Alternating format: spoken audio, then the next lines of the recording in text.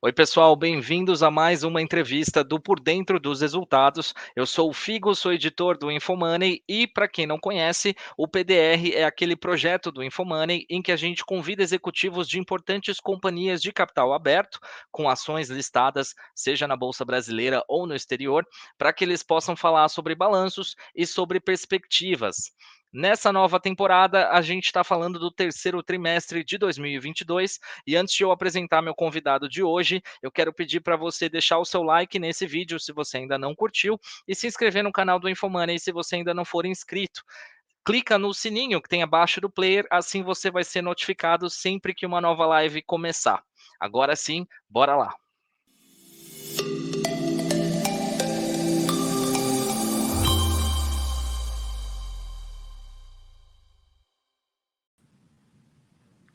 Bom, gente, meu convidado de hoje é o Alfredo Setúbal, que é o CEO da Itaúsa. Alfredo, obrigado, bem-vindo aqui no PDR. Acho que é a primeira vez que você participa com a gente, então muito bem-vindo. Eu vou passar a palavra para você, ficar à vontade para fazer um resumão de como é que foi esse trimestre aí para a Itaúsa. Obrigado, Fico. Obrigado a todos que estão participando aqui todos por dentro dos resultados aqui do Infomoney. Prazer estar com vocês. Eu acho que, entrando nos nossos resultados, eu acho que o terceiro trimestre foi um resultado muito bom da Itaúsa. A gente teve um lucro de 3 bilhões e meio de reais de resultados líquidos e isso representou aí um retorno sobre patrimônio de 20,6%, que é um retorno bastante bom, é um nível que a gente normalmente vem trazendo para os nossos acionistas. Eu acho que o grande destaque do período foi a nossa maior investida, que é o Itaú Unibanco. O banco veio com resultados muito sólidos, muito positivos em todas as linhas, com um nível de inadimplência controlado, receitas crescendo. Acho que foi um resultado muito bom e isso, evidentemente, ajudou bastante nos resultados da Itaúsa. As nossas demais investidas também vieram bem quando a gente compara com os resultados do ano passado. A Dexco, a Alpargatas, apesar de todo um momento mais difícil da economia brasileira, com inflação, perda de renda, conseguiram manter níveis de rentabilidade adequados. Eu acho que a gente foi bem. A Copa Energia continua no seu processo de desalavancagem, então a gente tem gerado muito caixa, reduzindo bastante o nível de alavancagem da companhia. Quando a gente entrou na Copa Energia, o nível de alavancagem era mais de 5 vezes, hoje já está aí abaixo de 3. Então a gente vê a companhia gerando muito caixa e desalavancando rapidamente dentro daquilo que a gente esperava. E isso abrirá, com certeza, oportunidades para novos investimentos no setor de energia, né? A CCR é nosso último investimento, acho que é um investimento que é bastante conhecido dos investidores que acompanham o mercado de ações, é a maior empresa de mobilidade do Brasil, a grande concessionária brasileira. Eu acho que nós partimos com 10% do capital da companhia, fazendo parte do novo bloco de controle. Eu acho que isso é bastante relevante. Eu acho que foi um investimento muito bom, num momento muito propício para se investir em empresas de concessão. A NTS, que é a nossa empresa que a gente tem uma participação de distribuição de gás natural, continua apresentando resultados bons, conseguindo repassar os custos para suas receitas e continua sendo uma grande distribuidora de resultados, de lucros, de proventos para todas as nossas empresas. Acho que um grande destaque também é a Egea, né? Nós temos também uma participação de cerca de 12%. A Egea é a maior empresa privada do setor de saneamento no Brasil. Acho que já está colhendo os frutos dos últimos investimentos que foram realizados aí no ano passado, principalmente a compra de 2 blocos da SEDAI, que é a empresa de saneamento do Rio de Janeiro, fez um leilão no ano passado de 4 blocos, a Egea comprou 2, e já está tendo resultados bons, geração de caixa muito positiva, já está mostrando resultados ambientais importantes na Baía de Botafogo, no Rio de Janeiro, que por décadas a água foi considerada imprópria para banho, já vemos banhistas de novo na Baía de Botafogo, em breve vamos ver uma fortíssima redução de detritos que são colocados na Baía da Guanabara. Então, isso tudo nos deixa bastante animados com o investimento e é um setor que trará bastante oportunidades para os próximos anos. Então, eu diria que, de um modo geral, o portfólio foi muito bem, as empresas continuam investindo, o que é bastante positivo, todas elas têm planos de investimento grandes para os próximos anos, e isso mostra a vitalidade das empresas e a vitalidade do nosso portfólio, né, que foi construído ao longo desses últimos anos, e acreditamos um portfólio bastante sólido, com marcas importantes ou empresas que tenham participação importantes, né, nos seus segmentos de atuação. Então, estamos bastante contentes com os resultados e com o portfólio que foi constituído ao longo desses últimos 5 anos. Boa, obrigado, Alfredo, por essa introdução, foi bem completa. Eu queria começar perguntando para você sobre cenário macro, né? A gente está vendo um movimento que é global, né? Vários países no mundo estão subindo as taxas de juros, a gente está vendo isso aqui no Brasil, a gente está vendo nos Estados Unidos, tem uma inflação que é generalizada e muito por conta também de efeitos tanto da pandemia quanto da guerra na Europa, enfim, tem vários efeitos que pesaram sobre os preços no mundo inteiro, e isso acabou forçando os bancos centrais a subirem juros. Como é que esse cenário afeta as empresas no portfólio da Itaúsa, principalmente as do setor financeiro, né, e as do setor de consumo, de bens de consumo, ali, Alpargatas, Dexco, vocês notaram alguma mudança em relação à demanda? Como é que tem sido isso? Bom, eu acho que esse cenário que você coloca é um cenário bastante desafiador, né, a nível global. A gente vê a inflação internacional nos países mais desenvolvidos e em desenvolvimento com uma inflação mais estrutural.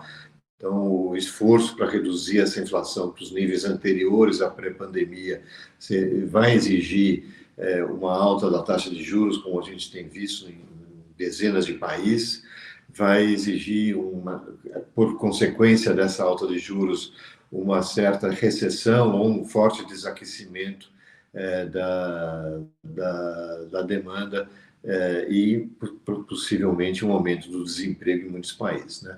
Então, esse é um cenário desafiador. O Brasil, felizmente, está numa posição um pouco melhor do que já esteve em outras situações, em outras crises. O Banco Central agiu rapidamente, subiu as taxas de juros de forma rápida, e isso segurou a inflação, e a gente já vê a inflação aí a níveis aí em torno de 6%, então já são níveis bem mais baixos, né, do que Europa, Estados Unidos e muitos países. Então, a nossa capacidade de enfrentar essa crise é bem melhor do que quando a gente compara com outras crises. Claro que o Brasil vai sofrer as consequências do cenário internacional. Não tem jeito, principalmente naquilo que for ligado aos preços das commodities, né? Sejam agrícolas ou sejam minerais.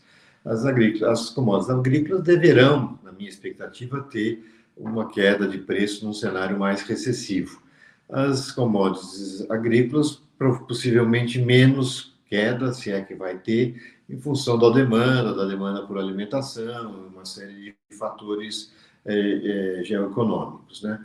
Então, acho que o cenário para o Brasil é um cenário desafiador, mas a gente estamos nele com uma inflação mais baixa, juros reais adequados para esse momento. O que a gente precisa ver, e aí sim a gente vê nos nossos portfólios, que a queda de renda gerada por esse ambiente macroeconômico muito desafiador, e principalmente pela inflação, e a inflação principalmente de alimentos, que foi muito maior que a inflação média, né, medida pelo IPCA e pelo IGPM, né, isso gerou uma perda de renda muito grande, e isso tem se refletindo na queda de vendas de sandálias havaianas, de material de construção. Então, a gente percebe que claramente há uma queda da renda e do consumo dos bens mais de consumo que a gente vende, né? E vemos também uma pequena desaceleração na demanda de crédito no banco.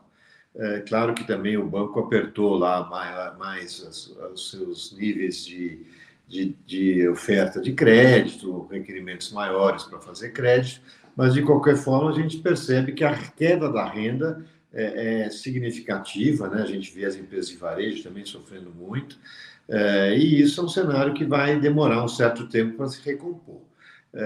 Então, assim, o que a gente pode olhar para frente? O Brasil, uma inflação razoavelmente controlada, taxa de juros ainda em patamares relativamente elevados e uma economia que vai precisar de um certo impulso para ter uma taxa de crescimento razoável. É um cenário difícil, vamos ver o que o novo governo vai propor, o que o novo governo vai fazer no ponto de vista da economia, mas é um cenário que a gente vai acompanha de perto. Evidente que a Itaúsa é uma investidora de longo prazo, então os cenários de curto prazo para nós não são tão relevantes. Nós somos uma empresa brasileira, estamos no Brasil há 70, 80 anos, então estamos acostumados com essa volatilidade. As empresas estão bem do ponto de vista de solidez financeira, nível de capitalização. Então, acho que podemos ter um cenário mais desafiador, mas eu acredito que as nossas empresas passarão bem por esse cenário. Alfredo, você falou nesse ponto do governo novo, né? E vocês têm que observar o que vai ser feito nesse novo governo. Eu queria te perguntar exatamente sobre risco. Qual seria aí o principal risco que você vê para os negócios aí no médio prazo? E aí eu queria entender se na sua concepção o fiscal seria um risco bastante importante, né? A gente está vendo esse cenário de o governo de transição tentando adaptar os gastos extras que a gente já tem aí previstos para o próximo ano, alguma coisa fora do teto de gastos, outra parte dentro. Então, você acha que essa questão fiscal seria o maior risco, tanto para as empresas que estão no portfólio da Itaúsa, mas quanto para todas as outras empresas, né, do Brasil como um todo? Sem dúvida, Fico. Eu acho que o problema fiscal. O Brasil é um país frágil, apesar de gente frágil do ponto de vista econômico, social, né?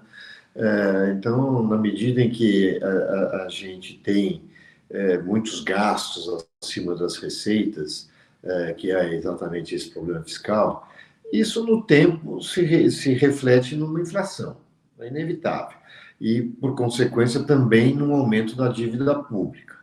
Então, dependendo do grau de aumento do nível de gastos que o novo governo propor ou fizer, dentro daquilo que for aprovado pelo Congresso, a gente vê a inflação como um grande problema que pode levar a inflação a subir em função do aumento muito rápido e repentino e forte da renda disponível.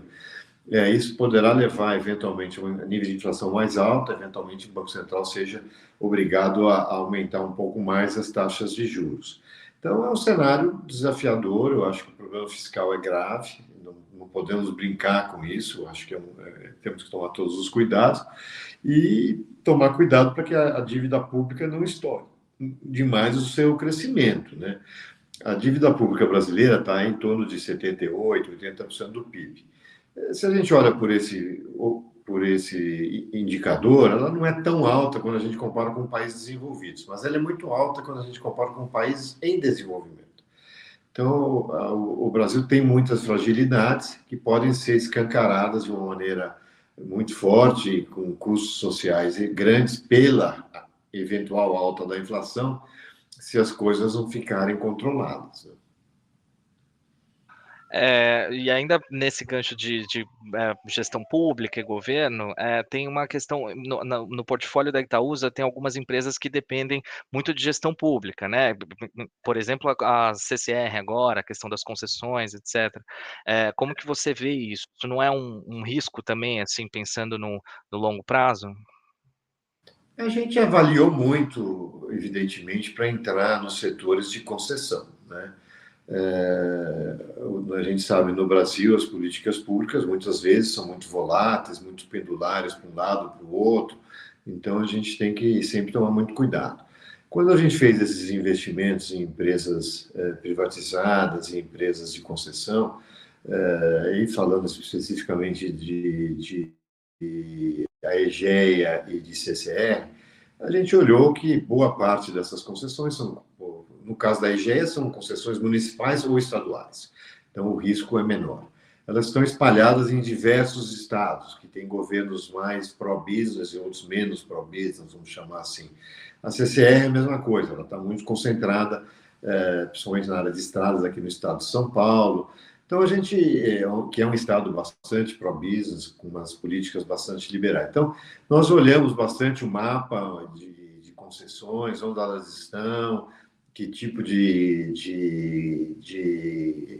política os governos estaduais e municipais costumam praticar, e a gente entende que é evidente que há um risco sempre de algum tipo de interferência, principalmente de preços de pedágios e coisas desse tipo, mas a gente vê uma distribuição geográfica dessas concessões bastante sólida e bastante saudável. Então, assim, há risco? Evidentemente que sim, mas a gente vê esses riscos bastante diluídos pelos estados e municípios que essas empresas atuam. Falando agora um pouco sobre gestão do portfólio ali da Itaúsa, né, a gente sabe que Itaúsa, o nome é sempre muito relacionado ao Itaú, ao banco, mas tem Sim. outras empresas dentro do portfólio ali que também são, importantes, e vocês focam muito nessa gestão ativa, né, de poder estar sempre mexendo nisso. Então se você puder falar um pouco sobre, esse tipo de gestão, quais as iniciativas que vocês têm feito e o que pode vir daqui para frente em relação a isso? A Itaúsa tinha um portfólio até, vamos dizer, 2015, assim, bastante estático. O banco era grande posição, grande participação, e aí tínhamos um investimento na Itautec, um investimento na L. Queiroz, e basicamente era isso que vinha há muitos anos. E isso aconteceu porque nos regimes de alta inflação que o país vivenciou e tudo mais, o setor financeiro cresceu muito. E o setor industrial teve grande queda de participação no PIB, né? O setor industrial chegou a 20% do PIB, até mais que isso, caiu para hoje menos de 10%. Então, o setor industrial sofreu muito, o setor financeiro se beneficiou desse ambiente mais hostil de inflação, taxas de juros mais altas e tudo mais. A partir de 2015, nós começamos a ver o banco, o Itaú Unibanco, por restrições do CAD, por restrições do próprio Banco Central, teria que ter o seu crescimento basicamente de forma orgânica. Então, o banco tem todas essas limitações de crescimento. A partir desse momento, a gente resolveu, e vendo o desempenho da economia e a entrada do governo Temer, um governo com políticas mais liberais, mais privacionistas, concessões e tudo mais, nós resolvemos diversificar mais o nosso portfólio. Vendemos toda a nossa todos os negócios da L. Queiroz, vendemos parte da Itautec, o resto foi desativado, e partimos para a criação desse portfólio que a gente tem hoje, de empresas que a gente constituiu ao longo desses 5 anos, que é um portfólio que mescla empresas industriais como Dexco e como Alpargatas, mescla empresas de concessão, como a Egea, como a CCR, tem empresas de distribuição de gás, tem empresas de energia. Então, a gente criou um portfólio bastante diversificado e um portfólio que tem empresas que têm potencial alto de crescimento. Nós não queremos entrar em empresas que têm um baixo potencial. Elas possam ser grandes empresas nos setores em que elas atuam. A Dexo já é uma grande empresa no setor de construção civil, a Alpargatas é uma grande empresa na área de calçados, de moda, a CCR é a maior empresa de mobilidade do país, a EGE é a maior empresa privada do segmento de saneamento básico, a Copa Energia é líder do setor de distribuição de GLP. Então, a gente procurou constituir um portfólio que, nesse momento, ele está constituído e feito de empresas fortes, sólidas, com potencial de crescimento, para que a gente possa ajudar a participar desse crescimento dentro desses setores de atuação dessas empresas. Então, é um portfólio que hoje ele está constituído, mas como você diz, a nossa visão hoje é de uma gestão mais ativa de portfólio. Nesse momento, a gente vendeu a L. Queiroz e compramos outras 5, 6 participações, né? Mas no tempo, vamos avaliando as oportunidades, os valuations, às vezes pode chegar o momento de vender uma empresa, uma participação, comprar em outra que tem eventualmente um potencial maior, mas isso a gente vai avaliando ao longo dos próximos anos. Não há nenhuma... Nós não somos uma empresa, vamos dizer assim, de private equity que tem um prazo de investimento de 5, 7 anos, vamos dizer assim, no seu portfólio. Não, a gente está com esse portfólio, um portfólio muito bom, muito sólido, podemos ficar com eles muitos anos, podemos achar que alguma outra empresa chegou num determinado valuation que vale a pena investir para investir em algum outro setor ou alguma outra empresa. Vamos olhar isso de forma dinâmica, sem dúvida. Sobre esse ponto, eu queria perguntar especificamente sobre a XP, que Itaúsa já reduziu participação na companhia, né, e até utilizou aí esse dinheiro nessa gestão ativa. Qual a expectativa em relação a isso, né? Desde o começo vocês já falavam que XP já não era um ativo que não era estratégico para vocês. Então, se você puder falar especificamente sobre isso. A XP foi um investimento que a gente, vamos dizer assim, herdou, né? Nós recebemos ações da XP em função de uma cisão que o Itaú Unibanco fez da sua participação naquele momento na XP, e todos os acionistas do Itaú Unibanco receberam. E a Itaúsa também recebeu a sua parte equivalente a essa participação. Desde o início, a gente disse que não é uma participação prioritária, porque a diversificação que a Itaúsa quer fazer e vem fazendo ao longo desses anos é no setor não financeiro. E a XP é uma empresa do setor financeiro. E, de uma certa forma, também concorrente do Itaú Unibanco. Então, não tem sentido a Itaúsa, que controla o Itaú Unibanco, também manter uma participação numa empresa concorrente. Também não faz muito sentido isso no longo prazo.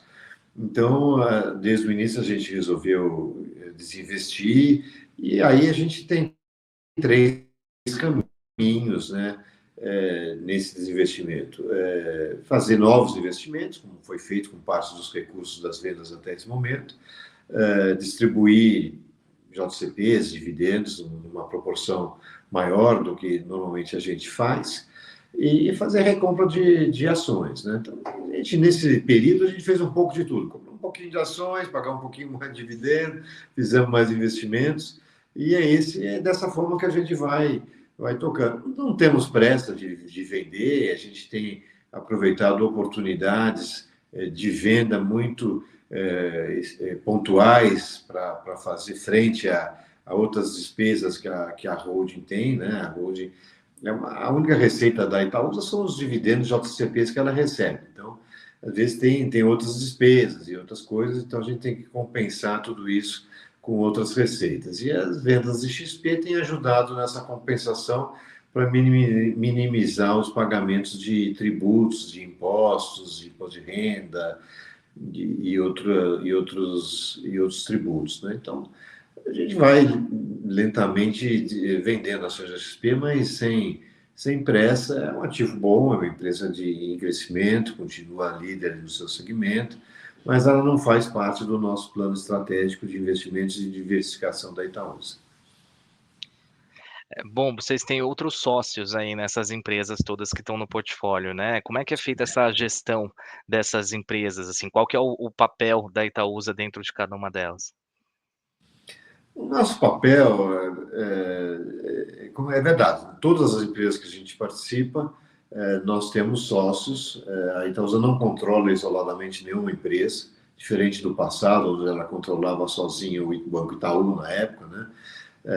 A Duratex, hoje Dexco, ela controlava sozinha. Hoje não. Hoje nós temos sócios em todas as empresas. Gostamos desse modelo, acho que é um modelo vencedor, um modelo que traz mais diversidade, mais troca de ideias, mais capital para as companhias. E o nosso papel, Figo, nas empresas que a gente participa, principalmente essas mais recentes, o nosso papel é de colaborar muito na agenda de governança, trazer capital, trazer credibilidade, que acho que a Itaúsa traz, e participar e incentivar os projetos de crescimento, sempre com um olhar que para nós é muito relevante nos temas do ISD. Então, nós queremos ser um agente de mudanças nessas empresas todas, tanto pela governança como pelo ISD. Então, para nós, isso é muito importante. E isso é sempre, nesses investimentos novos, sempre foram discutidos com os futuros sócios, né, e atuais sócios dos investimentos que a gente fez, que a gente quer participar da governança, que a gente quer participar, se a empresa tem um instituto, uma fundação, que a gente quer participar, para que para nós toda essa agenda de pessoas, diversidade, socioambiental, governança é uma agenda prioritária nas empresas que a gente participa. Então, para nós é muito importante e isso é cada vez mais tem um peso maior nas nossas decisões de investimento. Então, os sócios são bem-vindos, somos todos muito alinhados. A Itaúsa tem uma tradição muito boa de sociedades, através do banco, de outras empresas. Nós somos um sócio que busca resultados, mas que procura ajudar as companhias nesses aspectos que eu citei. Então, a relação é ótima, não tem problema nenhum com nenhum dos sócios.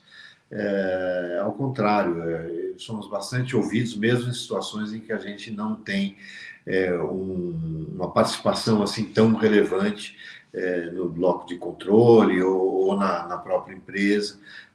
A gente tem tido muito boa receptividade de todos os sócios. Então, isso é um problema, não é um problema para a Itaúsa, o que ajuda muito na gestão das companhias, à medida que você não tem disputas internas, disputas políticas e tudo mais. Isso facilita muito a governança e o crescimento das empresas, né?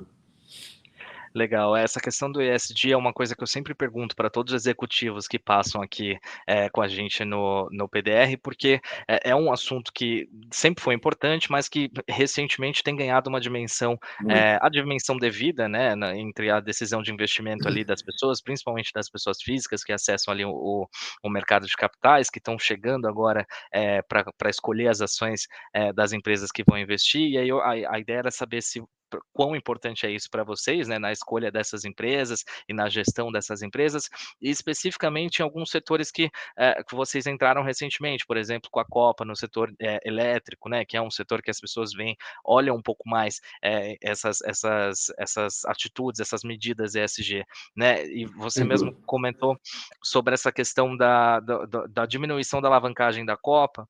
A minha pergunta é se em que momento que ela vai chegar num nível confortável e se quando ela chegar nesse momento confortável, vocês pretendem também aumentar a participação nesse setor específico. Perfeito. Eu acho que assim, o Grupo Itaúsa, né, sempre teve uma tradição muito grande nesses temas de ESG. O Itaú Cultural foi criado há 35 anos atrás. Hoje é a maior referência hoje no mundo da cultura, sites, programação e tudo mais, se dá através de lá. Temos o Itaú Social, que foi criado há 30 anos atrás, com uma atuação muito forte no setor de educação, já com uma grande atuação. Tem uma atuação muito grande já há décadas também, há 20 anos aproximadamente, até mais, uns 25 anos, no setor de ensino técnico, né, o complementar ao ensino médio.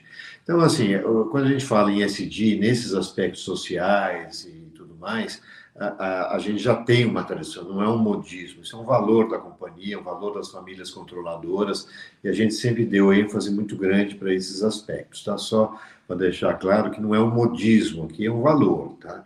É um valor muito importante nas nossas tomadas de decisões e na nossa inserção na sociedade brasileira. Somos uma empresa brasileira, temos poucos investimentos fora, não queremos fazer grandes investimentos fora, a família toda mora no Brasil, está todo mundo aqui querendo que o país se desenvolva, cresça e tudo mais.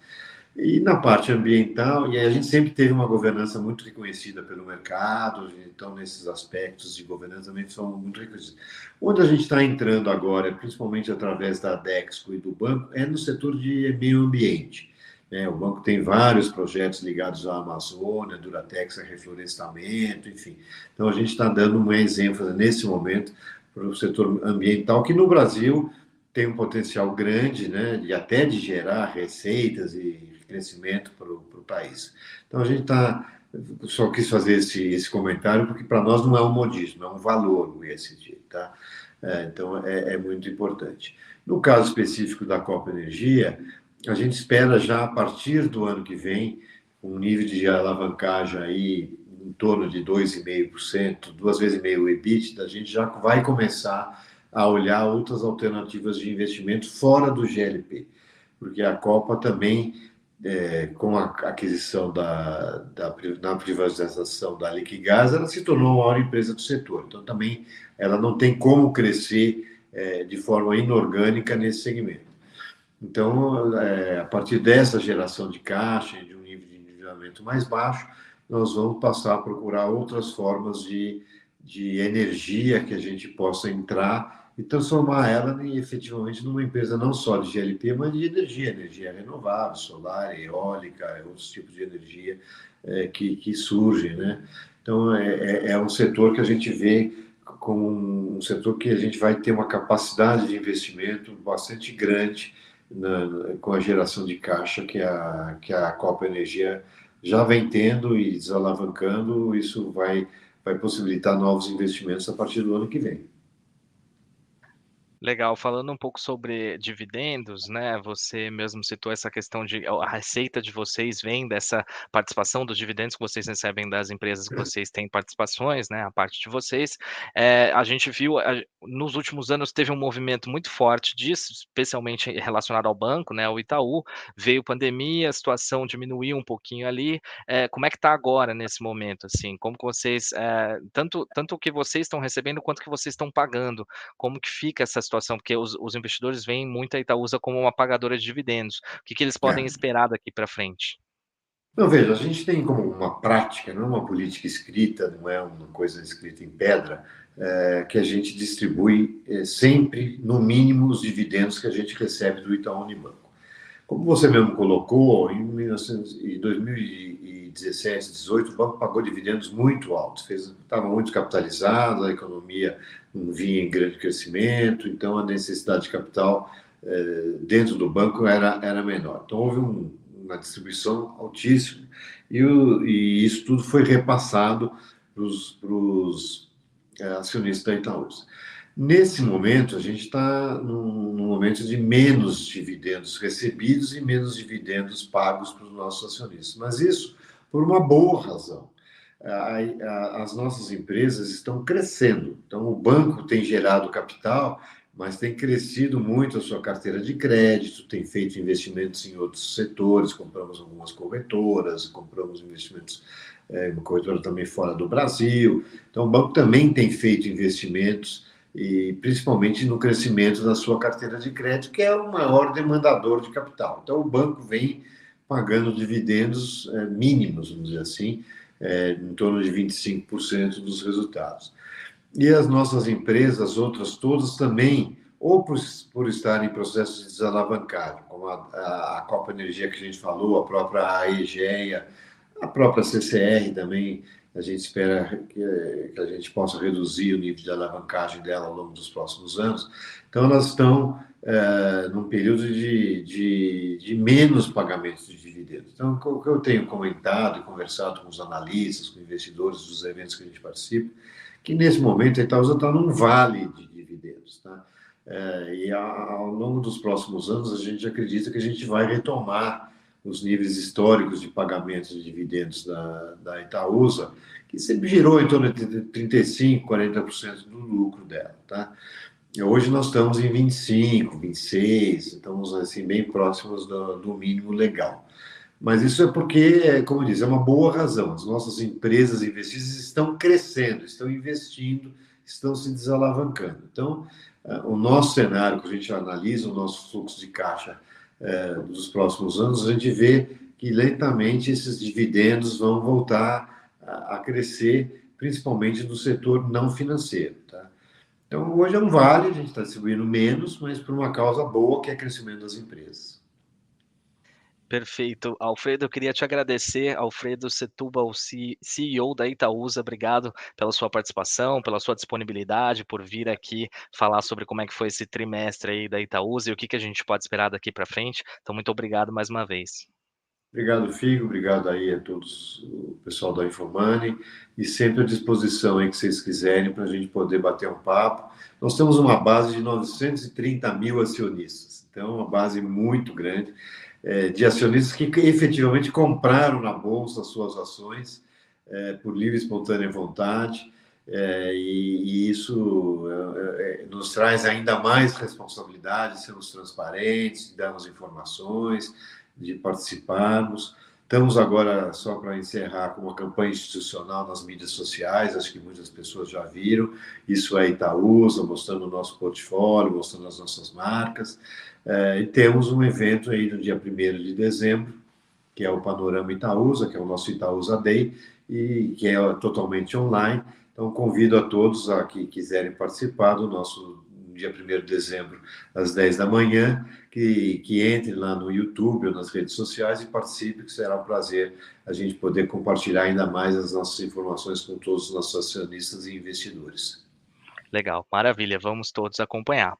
Muito obrigado, a gente que agradece. Só lembrando, quem perdeu o começo dessa entrevista, não se preocupe, ela fica na íntegra aqui no canal do Infomoney. Você sabe, não só essa, como todas as outras, né? Então, a gente está chegando ao fim dessa nova temporada do PDR, mas você pode rever todas as entrevistas que foram feitas aqui na playlist do Por Dentro dos Resultados, aqui no canal mesmo do Infomoney. E para não perder nenhum novo vídeo, nenhuma nova live, nenhuma nova entrevista, se inscreva aqui no canal, aciona o sininho que tem aqui abaixo do player, assim você vai ser notificado sempre que uma nova live começar. Não esqueça de deixar o seu like e compartilhar bastante esse vídeo, isso ajuda o nosso engajamento e ajuda a gente a manter, a continuar oferecendo conteúdo de qualidade para vocês. É isso, muito obrigado e até a próxima.